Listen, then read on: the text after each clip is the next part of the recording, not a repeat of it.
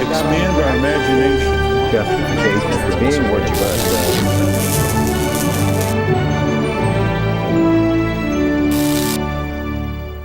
Welcome to Washington Unplugged. I'm Sharyl Attkisson. Sunday, WikiLeaks released some 250,000 diplomatic cables, and while they won't destroy any international relationships, it's still an embarrassment for the U.S. The lesson learned, it's becoming next to impossible to keep secrets in the digital age. Joining me for a roundtable discussion on this and the latest between North and South Korea are CBS News national security correspondent David Martin, our chief political consultant Marc Ambinder, and national security analyst Juan Zarate. What is your reaction to this latest release on WikiLeaks? Well, I think this is the third tranche that we've seen from WikiLeaks of revelation of secret documents. This, in my opinion, is far more destructive and undermining of U.S. interests than the past two releases that we've seen.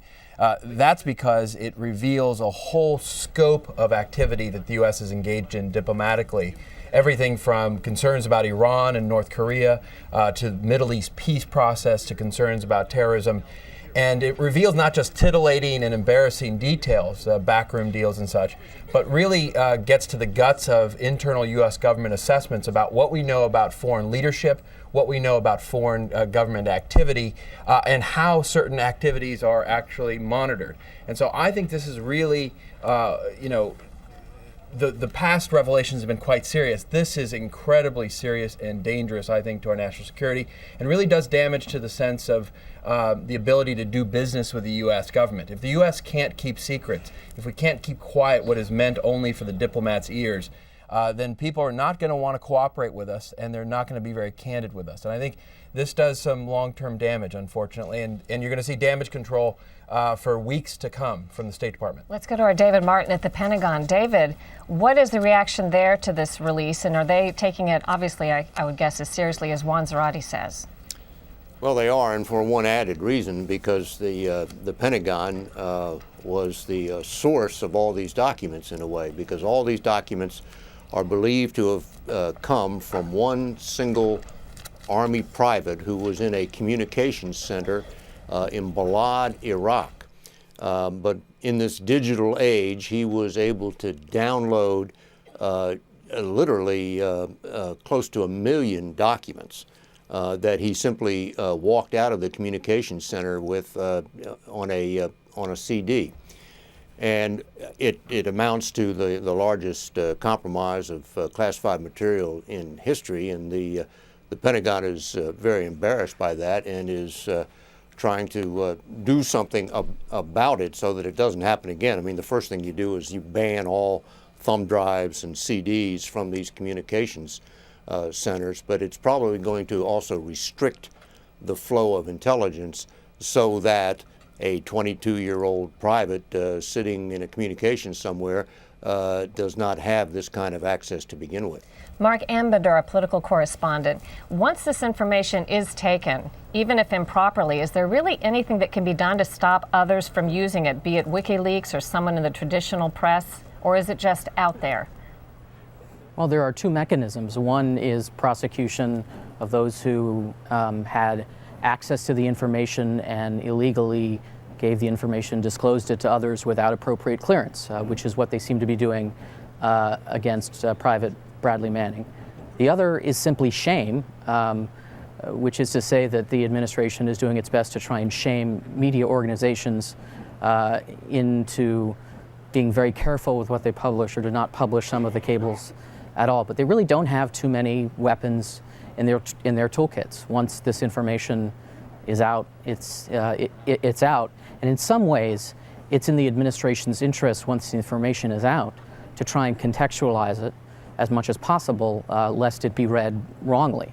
All these internal conversations that Juan Zarate mentions. Indeed, Juan, you are listed as the recipient of some of these cables, so it must have been surreal for you to see your name there. But there's really not much they can do, Sharyl. Yeah, Marc, that's a good point. Tell us a little bit about that. Yeah, actually, I get a little bit sick to my stomach actually reading some of these things. Not because there's anything criminal or any abuses being revealed, which is apparently what WikiLeaks is trying to do, but instead it's because the assessments and the scene setters and all of the cables that are there that are part of the day-to-day communications within the U.S. government are intended to be candid assessments of what we know and think about foreign leaders, foreign governments, their positions, not only on issues between the U.S. and that country, but also their opinions of other countries, other leaders. And so it's, in my opinion, an embarrassing and really damaging set of leaks because it really gives a window into what the U.S. government is thinking behind the scenes, behind closed doors, about our foreign counterparts.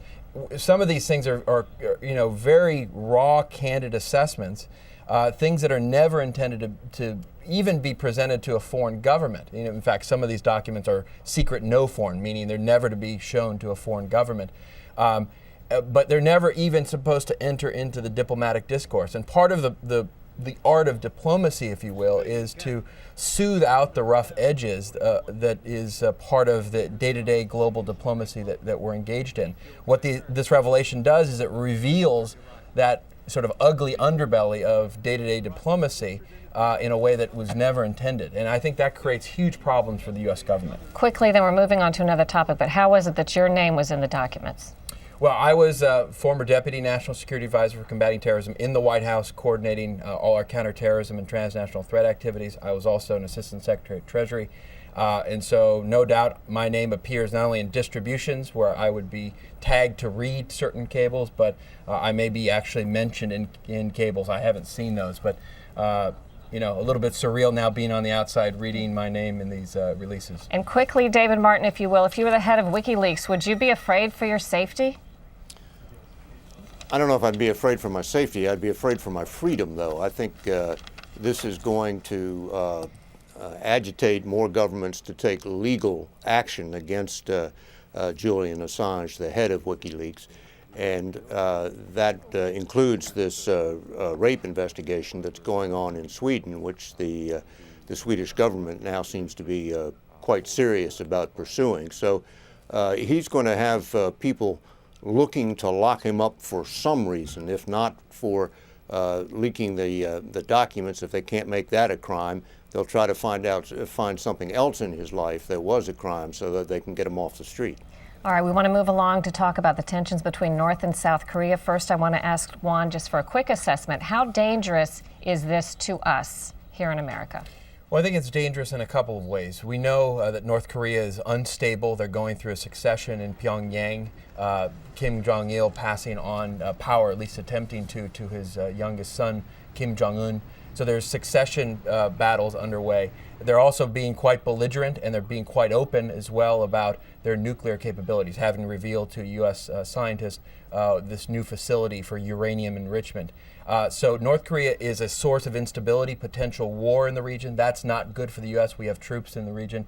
The other big problem for the U.S. is North Korea is a source for proliferation. In fact, in these leaked documents, you've got information from the U.S. government indicating that North Korea has provided missiles, very, very good and well-developed missile technology to Iran. And so that demonstrates, again, the problem of a North Korea that is not only nuclear capable, but willing to sell to the highest bidder its technology. And so in a couple of ways, the conflict and tension in Korea directly affects the U.S. David Martin, in some ways, it's a fairly simple thing to say that an unfriendly nation has attacked an ally of the United States, a place where we have troops. What are the challenges to the U.S. in deciding what steps to take?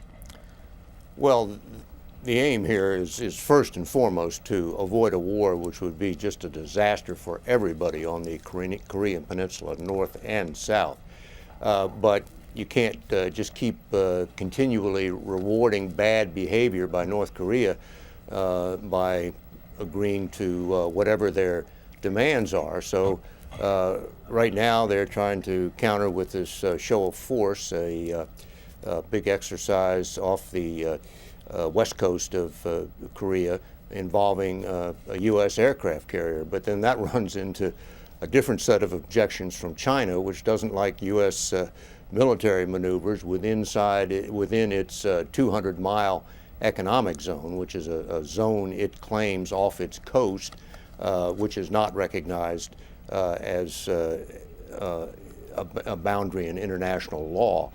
So it's this constant balancing with you're working against this regime, North Korea, which you're not entirely sure is making rational decisions, and you're trying to work with a regime, China, which is always operating in its own very narrow self-interest, and goes back to the 1950s when U.S. troops were marching through North Korea toward the Yalu River, the boundary with China, and that's what they remember best.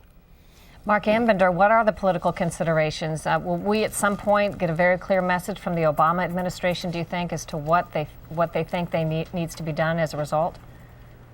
Probably not. One of the dilemmas of this policy is that seemingly everything short of military intervention, which no one wants, has already been tried. The Bush administration made a fairly significant and good faith effort to try and directly bring North Korea to the negotiating table. That was essentially driven back by North Koreans' bad faith. North Korea is essentially sanctioned out. I mean, one can go back to the UN Security Council and try and get additional sanctions, but there's really not much more you can do to that country already suffering from enormous problems of starvation and famine. The political challenge for the administration here at home is essentially to convince people that what they call strategic patience, which is a very weird name for a policy, but that's how they call it, strategic patience, is the way to get North Korea to the negotiating table, not to overreact when North Korea rattles its sabers. It's going to be very hard, though, because people see South Koreans dying and no one doing anything about it. In many ways. Thank you, Marc Ambinder. Also to David Martin at the Pentagon and to Juan Zarate. We appreciate it. Thanks for watching Washington Unplugged. Tune in tomorrow at 12:30 for our exclusive interview with former President Jimmy Carter right here on CBSNews.com. I'm Sharyl Attkisson. Have a great day.